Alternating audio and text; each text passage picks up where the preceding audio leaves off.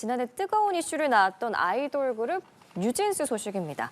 최근에 이제 뉴진스 멤버들이 잇따라 본래 소속사였던 어도어로 복귀를 하고 있는데 완전체 멤버가 5명이거든요. 근데 여기서 다니엘이 빠진 4인 체제가 될 거란 전망이 나오고 있습니다. 특히 mem버 다니엘에 대해선 손해배상 청구 소송까지 제기를 했는데 어떤 이유 때문인가요? 네, 말씀 주신 대로 지난해 12월에 먼저 뉴진스 멤버들이 이 신뢰관계 훼손 등의 이유로 계약 해지를 소속사인 어도어에 먼저 주장을 했습니다. 그러자 소속사 어도어가 뉴진스 멤버들에 대해서 전속계약 유효 확인 소송을 제기했고요. 그와 동시에 이 멤버들의 독자 활동을 막아달라라는 취지의 가처분 신청도 함께 진행을 했습니다. 법원의 1심 판단과 가처분 소송에 대한 결과가 나왔는데요. 모두 소속사 어도어가 승소를 했습니다. 즉, 이 소속사 어도어와 이 뉴진스 간의 전속계약은 유효하다라면서 이 법원도 이 어도어 소속사 측의 손을 들어준 건데요. 그러자 이 멤버들이 이제 소속사로 다시 돌아갈지에 대한 대화가 시작된 겁니다. 그런데 멤버 5명 중에 최종적으로는 이 4인 체제로 뉴진스가 재편될 그런 상황이고요. 멤버 중에 다니엘 같은 경우에는 오히려 소속사에서 더 이상 신뢰관계가 훼손됐고 또 전속계약 부분에 대해서 우리가 해지를 원한다라고 이 다니엘에게 해지 통보를 했고요. 그리고 함께 아울러서 위약벌과 이 손해배상 소송까지 함께 제기하겠다라고 소속사가 밝혔습니다.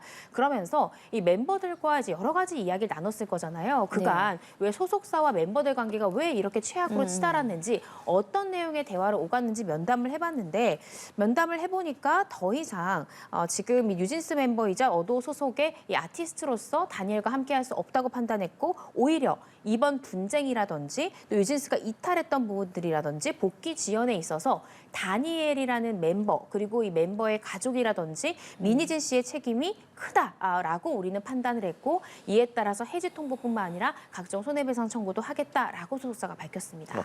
그렇다면 이제 관심이 쏠리는 게 그 규모가 과연 얼마나 될 것이냐인데 지금 구체적인 청구의 규모는 알려지지 않았지만 업계에서는 그 규모가 1,000억에 달할 것이다라는 이야기가 나오고 있어요. 앞서 짚어주신 것처럼 위약벌 또 손해배상금 두 가지 언급해 주시지 않았겠습니까? 네. 이 위약벌이 1,000억 원 정도에 가까울 수 있다라는 이야기가 나오고 있는데 위약벌과 손해배상금의 차이는 무엇인지 그리고 이 1,000억이라는 규모에 대해서도 한번 짚어볼 필요가 있는 것 같습니다. 네, 말씀 주신 대로 전속계약을 위반했을 때 가장 큰 쟁점으로 떠오르는 것이 항상 위약벌입니다. 통상 연예인들 같은 경우에는 위약벌 금액을 산정할 때 이 직전 이 영업기간 동안에 발생했던 월 평균에 이 연예인이 벌어들인 월 평균 수익을 기준으로 해서 잔존 이 전속계약 기간을 곱한 금액이 위약벌의 액수로 통상 잡힙니다. 그런데 뉴진스 같은 경우에는 정상급의 걸그룹이죠. 그래서 실질적으로 다니엘이 그동안 이 개인의 매출액을 월 평균액으로 환산했을 때 아마 수억 원 내지는 수십억 원이 될 가능성이 있고요. 또 잔존 계약 기간까지 곱한다면 그렇다면 1,000억 원이 넘는 그런 소송이 될 가능성이 높다라는 추산이 나오고 있습니다. 그래서 위약벌 같은 경우에 말씀드린 대로 실질적으로 직전 2년간의 월 평균 매출액을 기준으로 해서 계산한 금액이고 손해배상액 같은 경우에는 이러한 분쟁 등으로 인해서 사실 뉴진스라는 그룹의 이미지가 많이 훼손됐죠. 또 회사가 입었던 여러 가지의 피해들이 있을 수 있습니다. 이런 부분들에 대한 손해를 측정해서 부수적인 손해를 배상받는 것이 손해배상액이다라고 이해하시면 될 것 같습니다. 그런데 이 1,000억이라는 게요. 참 개인이 감당하기에는 현실적으로 좀 불가능해 보이지 않나라는 생각도 들거든요. 그래서 부당하게 높을 때는 법원이 딱 보고 좀 감액을 할 수도 있다고 하던데 이번 사례는 해당이 안 될까요? 네, 위약벌 같은 경우에는 통상적으로 법원에서는 감액을 인정하지 않고요. 하지만 금액이 너무나 과다할 때는 일부 계약 내용이 무효라는 취지로 103조 위반으로 일부 무효의 판단을 내릴 수는 있습니다. 그렇지만 손해배상액 같은 경우에는 감경을 하는 경우도 있지만 기본적으로 위약벌 액수 같은 경우에는 감경을 하지 않는 것이 기존 판례의 태도다 이렇게 이해하시면 될 것 같습니다. 그렇군요.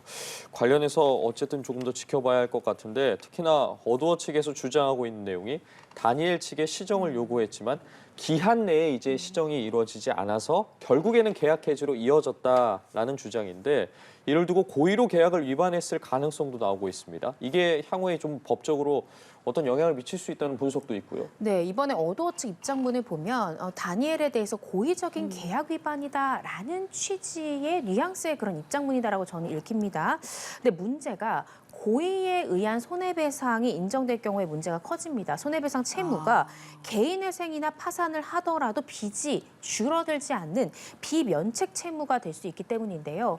만약에 다니엘이라는 사람이 직장을 다닌다면 그래도 최소 생계비까지는 빼고 나머지 금액에 대해서 계속 정산해 나가는 형태로 빚을 갚는 형태가 될 테지만 연예인은 보통 일반 사업 소득자로 분류가 되기 때문에 정산을 받는 모든 금액이 위약벌에 대해서 비면책 채무로 잡혀서 사실상 당분간 아예 어떠한 정산 금액도 받지 못하는 상황에 빠질 수 있다는 거죠. 그래서 1,000억대가 넘는 위약벌 액수에다가 또 추가적인 손해배상액까지 얹히고 그리고 이것이 설사 개인회생이나 파산을 한다 하더라도 전혀 면책되지 않는 채무가 될 수 있기 때문에 사실 저는 다니엘이 만약에 고의적인 어떤 계약 위반 행위가 있었다면 이 부분을 변호사와 한번 심도 있게 한번 논의를 하고 행동했더라면 좋지 않았을까라는 생각이 들고 물론 이 부분에 대해서 다니엘은 법원에서 내가 이렇게 행동했던 것은 소속사가 먼저 계약 위반 사항이 있었기 때문이다라는 취지로 주장은 할 수 있지만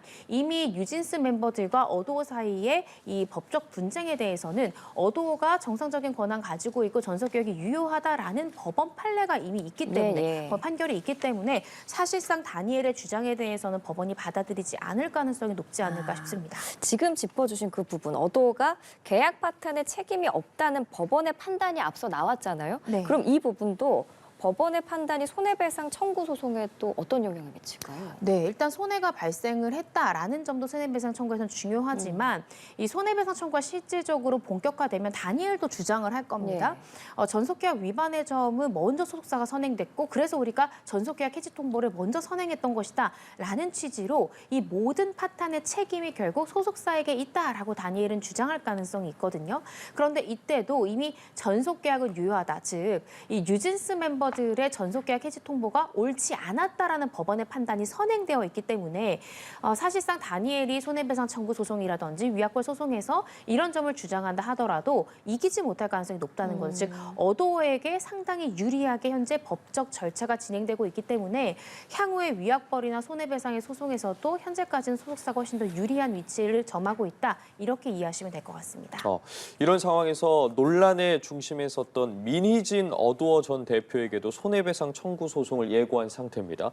그렇게 되면 이제 민희진 전 대표에게도 이 다니엘 측에 청구한 규모만큼이나 손해배상 청구가 가능한 상황이라고 봐야겠습니까? 어떻게 좀 해석해 봐야겠습니까? 네, 그렇진 않을 것 같습니다. 일단 예. 위약벌이라는 것은 전속 계약을 맺은 계약 당사자 간에 발생하는 것이기 때문에 지금 다니엘 같은 경우에는 뉴진스라는 걸그룹의 멤버로서 전속 계약을 체결한 당사자이기 때문에 전속 계약 사항에 대해서 위반을 했고 이에 대한 위약벌이라는 책임을 지게 되는 겁니다. 그래서 이 위약벌의 지금 소송 규모가 아마 1,000억대가 넘을 것이다라는 보도가 나오고 있는 것이기 때문에 민희진 씨한테 곧바로 이 위약벌 책임을 묻기는 어려울 것이고요. 다만 손해배상 부분에 대해서 일부 책임이 청구될 가능성은 있지만 그 규모가 이 다니엘 정도에 이르긴 좀 어렵지 않을까 싶습니다. 그래서 구체적으로 소송이 제기되면 그 청구 금액 등은 좀 더 지켜봐야 될 것 같습니다.